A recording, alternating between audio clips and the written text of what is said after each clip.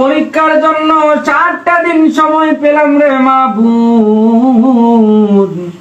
আজকে মনে হয় কালকে পড়বো, কালকে মনে হয় পরশুদিন পড়বো।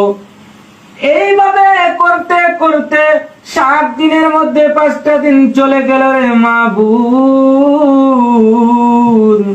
আজকে যখন জীবনের প্রতি গভীর মায়া দয়া করে পড়ার টেবিলে বসলাম রে মাবুদ, একবার বিছানাটাকে আয় বাবা, একবার শুয়ে যা, একবার মোবাইলটাকে আয় রে বাবা একটু চাপাচাপি করে যা।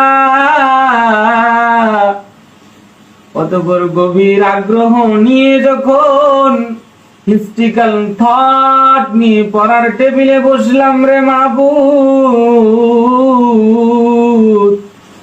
একবার পড়ি উমাইয়া খেলাফত, আরেকবার পড়ি আব্বাসীয় খেলাফত।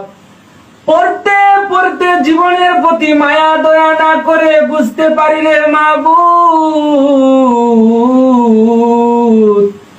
তাদের পতনের ঘন্টা কত নিষ্ঠুর, কত নির্মম ছিল।